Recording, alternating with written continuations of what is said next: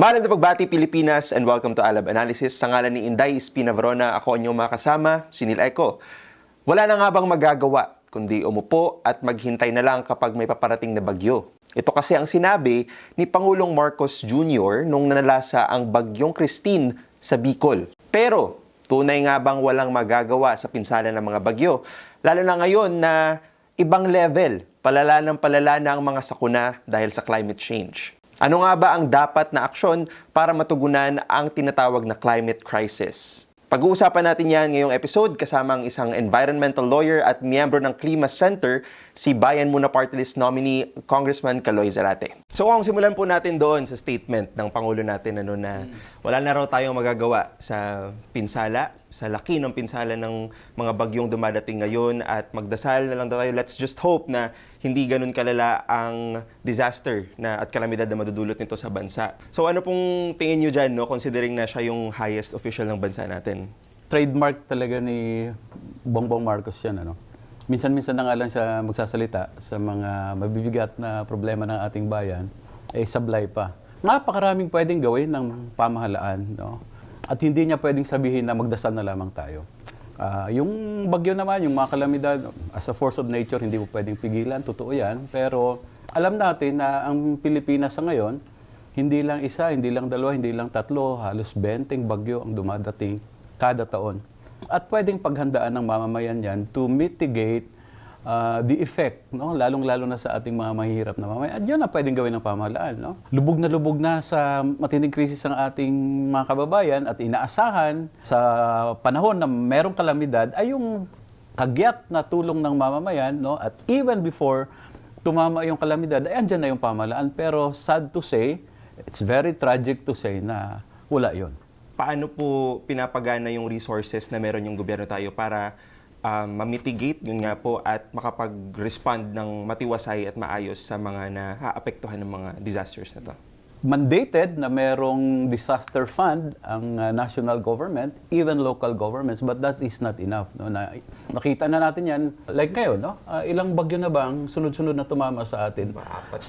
Ubus ka agad yung disaster fund ng LGU, ubus ka agad yung disaster fund ng national government. So, while hindi natin pwedeng itakda kailan darating yung bagyo o yung iba pang kalamidad, pwedeng paghandaan natin ito dahil what is abnormal weather pattern noon, ayun na yung normal ngayon. No? All year round na ngayon ng bagyo. Kaya sa planning, alam na natin yan. No? Dapat sa budgeting din, pinaghahandaan na yan. Pero kung titingnan mo yung budget natin for next year, maiiyak ka. No? Dahil hindi pa nga natin pinag-uusapan dito kung nakukorrupt ba yung budget na yan. Kaya dapat talaga may pag-alam, no? Talaga at continuous scrutiny kung bakit ganyan yung allocation ng funds. Ngayon naman kung pasok tayo sa usapin po ng climate change. Sa palagay niyo po ba una, yung konsepto po ng climate change, parang gagap, well understood na po ba siya sa konteksto ng Pilipinas o sa mga Pilipino in general? In general, masabi kong hindi. No? Kulang pa talaga rin yung awareness. So paano po natin mapapaliwanag sa pinakamadaling sabi yung climate change? Parang siguro in simple terms, parang isang tao nilalagnat. No? Pero talagang mataas yung temperature. No? Nilalagnat ka na, binilid ka pa sa araw. May ano yon, epekto yon sa katawan mo. No? Ganon din nangyayari sa mundo.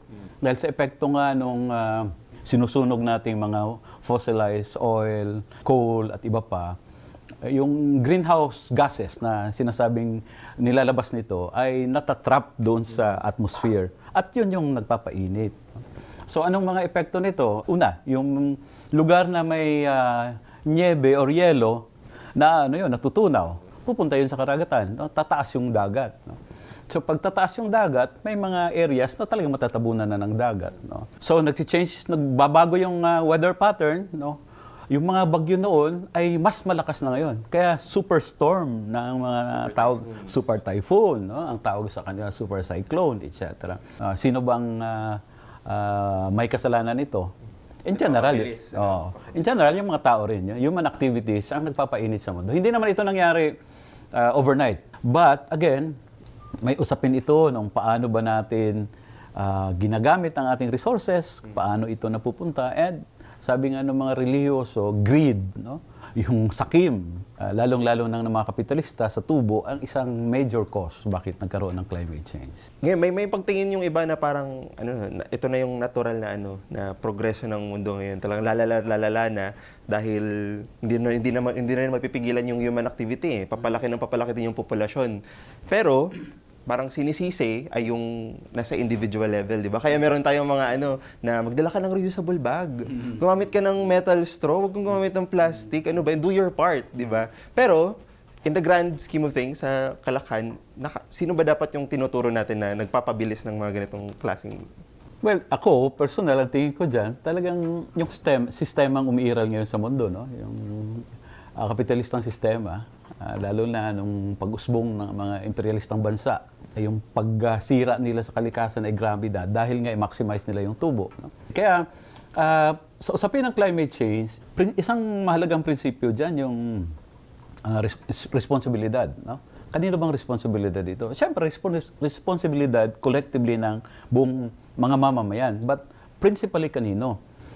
Siyempre, ang tinutukoy natin dito, yung kung sino yung nagkaroon ng malaking ambag doon sa pag-init ng mundo. No? At kung titingnan mo, sino ito? Ito yung mga industrialized countries. No? Pangunahin na dyan, halimbawa ang Estados Unidos, ang Europa, ang China. No? Ito sila dapat ang pangunahing may responsibilidad dahil sila rin ang yumaman ng todo-todo dahil sa kanilang pagsamantala sa ating mga natural resources. On the other hand, sino yung tinamaan dahil dito sa pag-init ng mundo? Yung mga maliliit din na bansa. Halimbawa, ang Pilipinas. While our contribution is less than 1%, I think, sa total greenhouse emission, pero tayo the most vulnerable country pag sinusukat mo yung epekto ng climate change. Particular po sa point na yung epekto po sa ating mga Pilipino. No? Kasi sa Bayan Mo na Party List, hindi naman po, kumbaga, veteran na rin po kayo ng response, 'di ba? Relief drives tuwing may bagyong nananalasa sa bansa. Para balik po tayo on ground sa Pilipinas, baka may mga makwento kayong yung mga pinakamalalang bagyo na dinaanan niyo po at napuntahan, nakita niyo po yung state ng mamamayan doon. Ano pong mga kwento niyo? Siyempre, in recent history, yung bagyong Haiyan, no, or Yolanda, Super Typhoon Yolanda. I was there, I think 3 days or 4 days after, no, nung tumama yung bagyong Yolanda. Talagang grabe ang devastation. In fact, yun yung nakapagbigay ng idea sa amin ni Congressman Nery na kahit mga maliliit na bagay. So napag-isipan namin, dapat may mga alert system. Dahil kung merong alert system sana during that bagyong Yolanda, na nasabihan yung mga mamamayan, oy, may storm surge na kasama ito, ay nakapaglipat sila, nakapag-evacuate. Pero wala. Dahil doon sa bagyong Haiyan na yun, o bagyong Yolanda, na balangkas natin yung batas ng free mobile alert during disaster. No? Na nilabanan pa at first ng ng mga telcos. Gusto nila, okay naman sila, pero gusto nila, pag nagpapadara ng alert, nababawas doon sa load mo. No?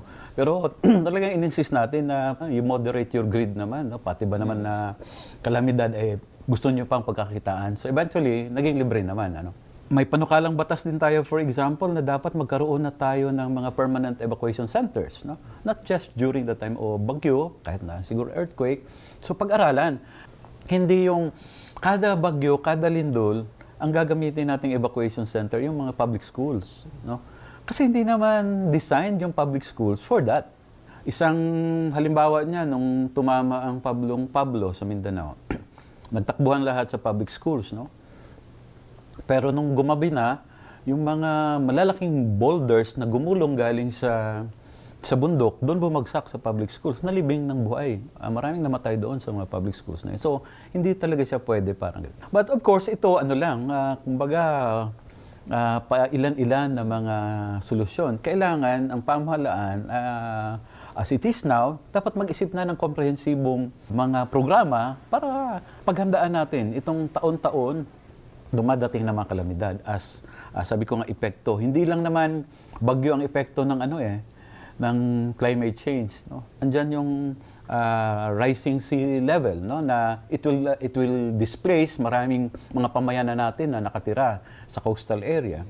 At kung hindi natin yan mapaghandaan, talagang vulnerable sila. Pinagmayabang ni Presidente Marcos nung SONA niya, 5,000 flood control projects. Hindi lang usapin na maraming flood control projects na hindi naman siya angkop doon sa problema natin, ay talagang kinurakot pa yung proyekto na yan. So, at the end of the day, ang kawawa pa rin talaga yung ating mga mamamayan dahil kahit na yung paghahanda ng ating pamahalaan ay nakukulangan tayo at hindi ito ang dapat ginagawa, no? Ngayon naman po, kasi mangyayari din po sa international level, yung UN Climate Change Conference, COP 29 na this year. No? Ngayon, very briefly siguro, pakipaliwanag natin ano po yung conference na ito, ano yung pinag-uusapan, at ano po yung pakinabang ng Pilipinas dito. Dahil nga denialism noon na hindi totoo yung climate change, ay marami na rin na totoo nga, no? Climate change is real, totoo yan, at kailangang tugunan natin, no? So, may mga negotiations. It started way back. Ang negotiations nila, paano ba natin ma-lessen yung CO2 emission, no? So, may mga commitments yung mga bansa, no? Pero hanggang ngayon, talagang kulang na kulang pa rin dyan, no? Especially the major economies, no? Dahil, syempre, sabi ko nga kanina, gusto talaga nila to maximize the profit, no? So, if gusto nila ma-maximize yung profit, napaka-easy na ang gamitin na fuel na panggatong ay yung mga fossilized, no? Coal, oil, instead of investing, for example, doon sa mga renewable energies, no? So, kasi magastos yun para sa kanila, mababawasan yung ginansya nila.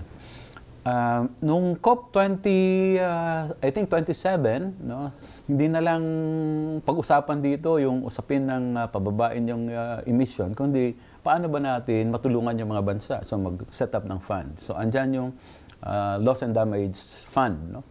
Ang negotiation ngayon, isa sa pinagtuunan ng negotiation, magkano, no? At sino ang mangunguna sa paglalagay doon sa pondo.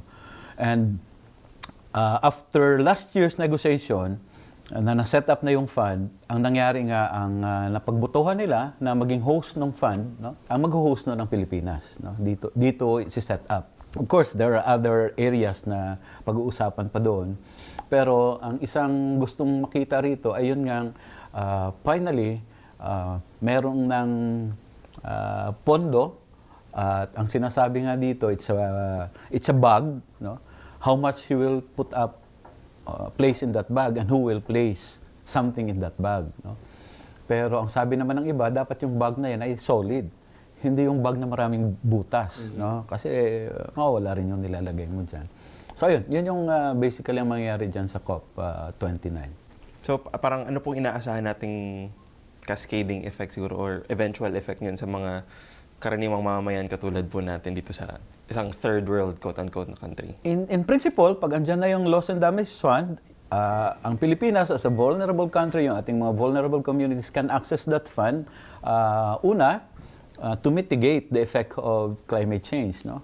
Kasi yan naman ang isang principle ng climate justice. So mitigation. Pangalawa, doon sa ang pondo na yan pwede ring gamitin doon sa mga adaptation measures, no? For example, doon sa loss and damage, yung mga vulnerable communities, yung mga coastal areas, how can they pag nilipat mo yan, no? Saan mo sila dadalhin? Kung ililipat mo sila, mabubuhay ba sila doon sa paglilipatan mo sa kanila? So, yung usapin din ng just transition. Gusto kasi natin, low carb na tayo eh. Hindi yung carbohydrates, but low carbon dioxide, no? So, pag naglo-low carbon ka na ang isang economy, merong maaapektuhan na sector dyan, no? Na dependent doon sa carbon. Kaya kailangan tulungan mo yan, no? Yan yung isang principle ng just transition na hindi basta-bastang mag-transition ka na lang to renewable, for example, na pabayaan mo yung mga sektor na yan, no? Ngayon, dahil po ang Philippine government po yung mag-host, magmamanage ng pondong ito na, by the way, aabot sa millions or billions? Well, depende kasi wala pa naman silang sinabi, ballpark figure, but of course, millions siguro yan, in dollars. So, hindi naman Pilipinas talaga magmamanage lang yan, no? May mga parang committee of may mga miyembro ng mga bansa diyan. Siyempre, kailangan bantayan din natin yan dahil Meron nang itinayong fund noon, no? Green Fund, for example. Pero talaga napakahirap i-access yan, no? And in fact, may mga pagpuna pa noon na hindi naman talaga napunta yung pondo na yon doon sa mga vulnerable communities.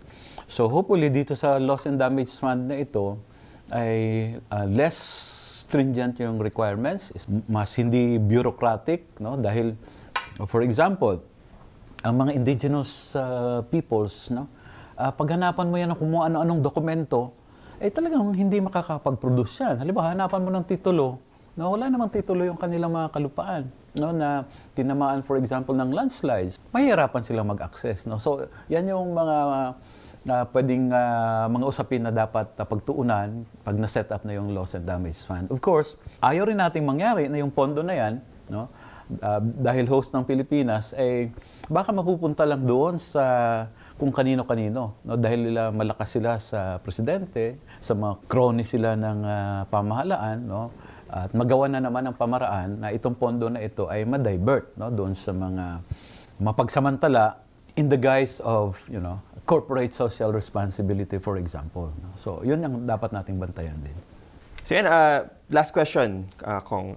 Kasi syempre, sa usapin po ng climate change, climate disaster, may parte talaga na maraming tao ang sort of resigned. Parang, sige na, kung magugunaw yung mundo, magunaw na. Wala na tayong magagawa dyan. Yan, nabanggit nga natin kanina na sa kabuuan, parang iilang korporasyon, iilang mga kumpanya yung talagang nagda-drive ng pagbabago ng klima, pagdala ng mga disaster sa bansa. Ano siguro ang maibabahagi natin sa mga manonood, no, sa mga Pilipino na kung paano nga ba yung mga hakbang na dapat at kaya nating kunin para makamit natin ang climate justice, no? At ma-secure natin yung future, hindi lang ng mga Pilipino, kundi ng buong sambayanan sa buong mundo. Siyempre, parang kakambal yan eh. Climate change, ano bang tugon mo dyan? Climate justice, in simple terms. Kung sabihin mo na magkaroon ng hustisya, ano bang gawin natin dyan? Siyempre, kailangan baguhin natin yung kasalukuyang sistema. No? Pinapaboran, halimbawa, yung paghahasa ng ating kalikasan, ay dapat baguhin natin yan. No? Yung sistema na tuloy-tuloy yung kahirapan ng ating mamamayan, dapat mabago yan. Hindi hiwalay yung usapin ng climate justice doon sa overall struggle of our people. No? At syempre, hindi lang naman sa ating bansa, dahil nga ang problema ng klima ay hindi problema lang ng Pilipinas, kundi global problem.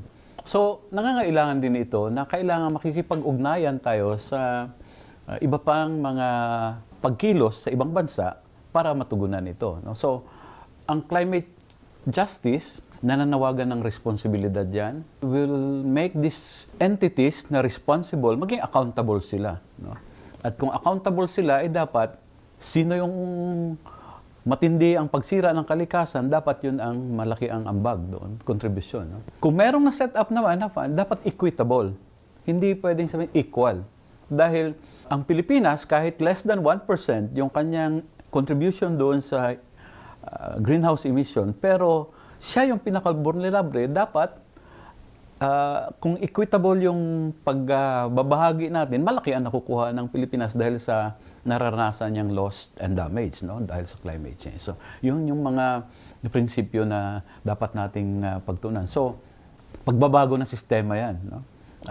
In concrete terms, for example, halimbawa sa mga patakaran sa Pilipinas, kung tuloy-tuloy pa rin yung Mining Act of 1995, ay hindi mo mapipigilan na talagang mas lalo pang magkakaproblema ang Pilipinas. No? Second, kung yung mga pagbabudget natin ay katulad pa rin ngayon. No? Halimbawa, pinaprioritize natin ang defense spending, for example, over climate resilience projects, ay talagang marami pa rin mga Pilipino umamatay. No? Kung napunta naman doon, nagkaroon naman tayo ng malaking budget para dito, kailangan tugunan din natin yung usapin ng korupsyon. And syempre, isang pwedeng gawin natin din, yung tinanong mo kanina, are we aware that ang 119 million Filipinos ba aware sila na ganito yung problema ng climate change? Ano ba ang dahilan nito? So, kailangan siguro tuloy-tuloy rin yun. No? Dahil sabi nga nila, lahat ito, walang simpleng solusyon. It's a complex problem, kaya nangangailangan din ito ng malawakang solusyon. Dahil sa realidad natin na nag-iisa lang naman itong mundong ito. No? Siguro yung katulad nila Elon Musk, they can eventually migrate to Mars, but for the millions of mga mamamayan sa mundo, ito lang talaga ang pupuntahan natin, walang iba. So, ito yung i-save natin. No? Hindi naman tayo pwedeng mag-migrate sa ibang planeta. Ito lang talaga. Kailangan make those responsible for this climate change, no, itong pag-init ng ating mundo, responsible sila, accountable sila. Kasi kung hindi, talagang tuloy-tuloy lang yan. No? At tayo pa rin yung nasa losing end nitong sinasabi lang pagbabago ng klima. Okay, accountability and systemic change kung ayaw nating mamatay by 2030. Maraming salamat po, Mang Kalay. Maraming salamat, Neil, at maraming salamat din sa ating mga taga-subaybay at nanonood. Nasa isang climate emergency na nga ang buong mundo dahil sa epekto ng pagkawasak ng kalikasan. Hindi na nga raw dapat magtaka sa matinding hagupit ng mga kalamidad ngayon gaya ng super typhoons. Kapag may emergency, hindi ba dapat mabilisan din ang paghahanap ng solusyon? Pero parang hindi ito ang nakikita nating tugon ng pamahalaan at lalo na ng mga lider ng mga unlad na bansa na nagpupulong ngayon sa United Nations Climate Conference. Suma total kung patuloy pa rin ang mga aksyon at pulisiyang nakakasira ng kalikasan gaya ng large-scale mining, deforestation, paggamit ng coal energy at iba pa, lalo lang titindi ang epekto ng climate disasters sa Pilipinas at sa buong mundo. Sa huli, nasa kamay ng milyong-milyong apektado ng climate crisis ang paniningil sa pamahalaan at sa mga nasa likod ng pagkawasak ng kalikasan para tuluyan ng masolusyonan ang kinakaharap nating climate emergency. Muli sa ngalan ni Inday Espina Varona, ito si Neil Eco hanggang sa susunod na episode ng Alab Analysis.